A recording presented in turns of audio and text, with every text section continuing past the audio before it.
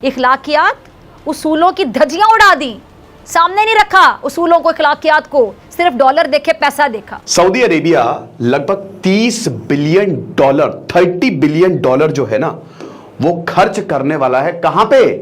IPL में। ये इतना बड़ा स्पोर्ट्स में इन्वेस्टमेंट भारत में नहीं आया, और अगर ये हो जाता है तो ये सबसे बड़ा इन्वेस्टमेंट स्पोर्ट्स में होगा। सच कहते हैं कि बाप बड़ा ना भैया, सबसे बड़ा रुपया। भारत का बोर्ड तकरीबन एक साल में $500 मिलियन कमाता है। आप क्या चाहते हैं, अफगानिस्तान जीते या पाकिस्तान? अफगानिस्तान या फिर अफगानिस्तान जा। तो इंडिया से क्यों आ गए? तुम्हारा मुल्क भी इंडिया है, तो इंडिया से क्यों आ गया? तो इंडिया भी जाओ।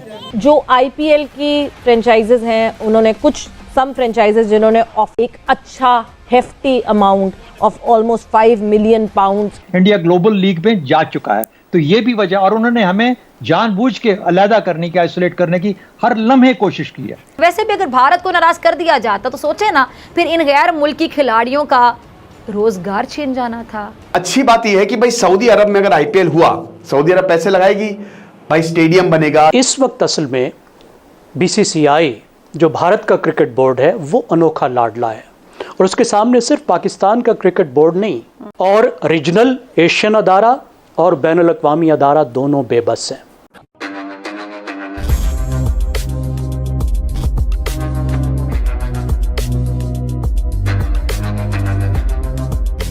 नमस्कार दोस्तों, जैसे जैसे अब दुनिया आगे बढ़ रही है, वैसे वैसे अब सऊदी अरेबिया को एक चीज़ समझ में आ रही है कि अब सऊदी अरेबिया तेल के ऊपर निर्भर नहीं रह सकता है, और सऊदी अरेबिया को धीरे धीरे करके तेल की कमाई कम होती जा रही है। इसलिए अब सऊदी अरेबिया अपनी इनकम को डाइवर्सिफाई कर रहा है। इसके तहत सऊदी अरेबिया ने एक बड़ी प्रस्ताव रखी है भारत के आईपीएल के लिए, जिसमें सऊदी अरेबिया चाहता है कि वह भारत के आईपीएल के कुछ स्टेक्स को खरीद ले, और सऊदी अरेबिया आईपीएल के कुछ स्टेक्स को खरीदते ही आईपीएल की वैल्यूएशन बढ़ करके $30 बिलियन हो जाएगी, जबकि अभी आईपीएल की वैल्यूएशन मात्र $11 बिलियन ही है।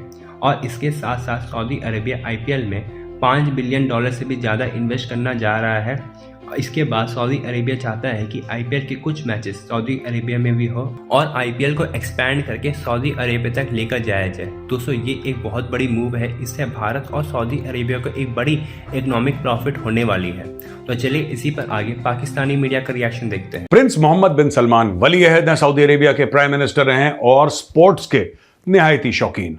आपको पता है रोनाल्डो दुनिया भर के लोग ये सऊदी अरब पहुंच रखे हैं। सऊदी अरब के जो क्रिकेट के क्लब्स हैं वो बड़े मशहूर हैं, और सऊदी अरब को प्रिंस मोहम्मद बिन सलमान एक मॉडर्न कंट्री बनाना चाहते हैं। आज तक दोस्तों जब लोग सऊदी अरब के बारे में सोचते तो यही था कि अच्छा शरिया कानून लागू है, जो चोरी करेगा हाथ काट देंगे, झूठ बोलेगा जीभ काट देंगे, गलत देखेगा आंखें फोड़ देंगे। अच्छा, और यहाँ पे ज़्यादातर सऊदी अरब जाना जाता था तेल के लिए, और इसलिए जाना जाता था क्योंकि वहाँ पे मक्का और मदीना है। अब तेल हो रहा है खत्म दोस्तों, तेल हो रहा है खत्म। तो अब ये प्रिंस मोहम्मद बिन सलमान को भली भांति इस बात से ये परिचित हैं। उनको पता है he is an intelligent guy, he is a visionary, he is a smart guy. उनको पता है सऊदी अरब को अगर मैं मुझे फ्यूचर में ले जाना है ना तो मुझे कुछ और करना पड़ेगा। मैं तेल पे डिपेंड नहीं रह सकता, क्योंकि 25-30 साल की और कहानी है तेल की, उसके बाद तेल का तेल निकल जाएगा। उन्होंने भारत के परिप्रेक्ष्य में इस कॉन्टेक्स्ट में क्या बोला है?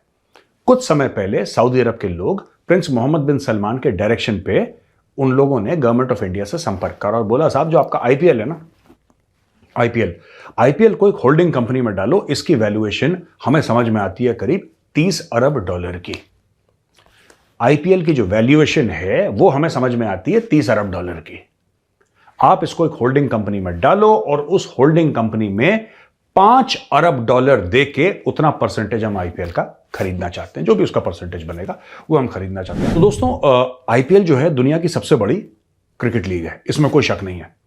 It is much bigger. एक जमाने में हमारे टाइम पे तो एशेज बड़ा बोलते थे, बड़ा हम सुनते थे एशेज का। एशेज कुछ भी नहीं है आईपीएल के सामने, जबकि एशेज जो है वो एक बायलैटरल है इंग्लैंड और ऑस्ट्रेलिया के बीच में। लेकिन IPL has blown away everybody, और आईपीएल इतना बड़ा बन गया है कि सिर्फ क्रिकेट की सबसे बड़ी लीग नहीं, दुनिया में स्पोर्टिंग में अगर आई थिंक टॉप 5 या टॉप 7 लीग्स आती हैं पूरे दुनिया में, जिसमें हर एक स्पोर्ट शामिल है, जिसमें आपका बास्केटबॉल शामिल है, जिसमें आपका फुटबॉल शामिल है, उसमें आई थिंक टॉप 5 या टॉप 7 में आईपीएल जरूर आता होगा।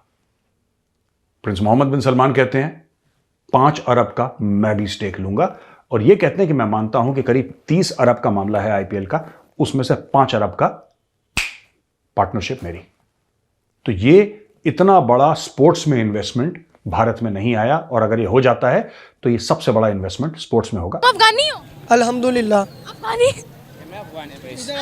इन्होंने बोला था अफगानिस्तान के साथ मैच फिक्स है, बताइए इनको जरा। वो जीत आ जाते हैं, अफगानिस्तान भी सिर्फ जीत आ जाते भाई अफगानिस्तान भी मुल्क है यार अपना, हम तो हैं। क्यों नहीं आते? देख रहा अफगानी है यार, क्या बात कर रहा है तू यार। देख रहेगा सिर्फ जीतेगा अफगानी? जीतेगा। सिर्फ हमारी दुश्मनी है इसराइल से, चीर के रख देंगे का। जे भारत जीत गया फिर तुसी की करोगे? तो कोई बात नहीं, फिर क्या है। क्या बात है। जीता गया पाकिस्तान से, इंशाल्लाह दोबारा भी हम जीत आ जाते। आप क्या चाहते हैं, अफगानिस्तान जीते या पाकिस्तान? अफगानिस्तान। मैं खुद अफगानिस्तान भी मेरा मुल्क है, वो मेरा इलाका। क्या कमाने आया फिर अफगानिस्तान जा।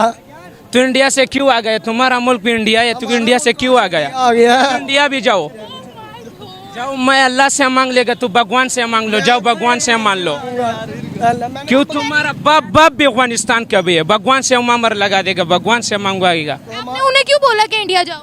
भाई ये खुद ही अफगानिस्तान के, सारा पठान भी अफगानिस्तान भी है, हम भी अफगानिस्तान का ही है, पठान भी अफगानिस्तान का है। अल्हम्दुलिल्लाह हम भी आप में क्यों? पाकिस्तान वर्सेस इंडिया जब होता है तो किसको सपोर्ट करते हैं? मैं सपोर्ट कर लेगा सिर्फ अफगानिस्तान का है। जेंटलमैन गेम क्रिकेट कहलाता था। खेल खेल है और खेल को खेल के अंदाज में लेना चाहिए, स्पोर्ट्समैन स्पिरिट पे। शहजाद साहब ने बहुत सी चीज़ें रख दी और फिर ये कहकर कि इंडिया एक और ही लीग खेल रहा है, वो ग्लोबल लीग का हिस्सा बन गया है। तो इसका मतलब ये है कि अगर वो वहाँ पर अपनी मोनोपोली रख रहा है क्रिकेट के अंदर, तो वो उसको खेल को खेल नहीं रहने देगा। वो खेल को में सियासत कर रहा है और सियासत की बुनियाद पर पाकिस्तान को आउट करने की कोशिश कर रहा है क्रिकेट ग्राउंड से। जेंटलमैन होना एक ऐसी चीज़ है जिस पर किसी को मजबूर नहीं किया जा सकता। ये चॉइस है कि कोई जेंटलमैन बने या ना बने। जैसे आपने कहा, इस वक्त असल में बीसीसीआई जो भारत का क्रिकेट बोर्ड है वो अनोखा लाडला है, और उसके सामने सिर्फ पाकिस्तान का क्रिकेट बोर्ड नहीं, तमाम क्रिकेट बोर्ड और रीजनल एशियन अदारा और बैनुल अक़वामी अदारा दोनों बेबस हैं, दोनों कुछ नहीं कर सकते। उसको एक वीटो की ताकत हासिल हो गई है, और उसकी 3 सादा वजूहात हैं। पहली बात है माशी, इस बोर्ड की माशी ताकत। भारत का बोर्ड तकरीबन एक साल में $500 मिलियन कमाता है। इसके बाद की जो 5 बोर्ड्स हैं उन सब की आप कमाई इकट्ठी भी कर लें तो भारत की कमाई के बराबर नहीं बनती।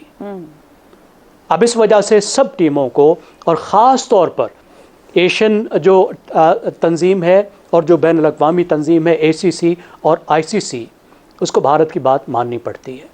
और उसकी एक वजह है कि भारत का इतना बड़ा होना। वहाँ पे क्रिकेट देखने वाले 1 अरब से ज़्यादा हैं, 1.25 अरब है। उसकी वजह से देखने वालों से जो आमदनी होती है, और फिर ख़ास तौर पर मीडिया के ज़रिए से जो आमदनी होती है, वो इतनी बड़ी आमदनी है कि उसको मिस करना कोई अफोर्ड नहीं कर सकता। दूसरी बात, भारत की सियासी ताकत, भारत का इन्फ्लुएंस, जिसका चौधरी साहब ने जिक्र किया। जैसे जैसे भारत की मईशत बढ़ी है, उसका सफारती वज़न बढ़ा है, और भारत उस सफारती वज़न को हर जगह इस्तेमाल करता है, कहीं नहीं हिचकिचाता। उसने क्रिकेट को ख़ास तौर पर अपनी डिप्लोमेसी के लिए इस्तेमाल किया है, और क्रिकेट पर अपना इन्फ्लुएंस डाला है। ये उसका एक डिप्लोमेसी का, सॉफ्ट पावर का एक टूल है, जिसको वो इस्तेमाल करने से बिल्कुल नहीं हिचकिचाता। तीसरी बात, भारत के खिलाड़ी।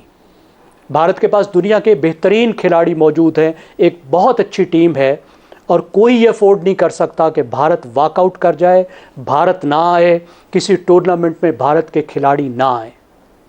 अब ये इतने बड़े फैक्टर्स हैं कि जिसकी वजह से भारत को, भारत की क्रिकेट की तंजीम को वो वीटो पार हासिल हो गया है, और वो ताकत आ गई है कि वो धमकी देकर अपनी बात मनवा लेता है।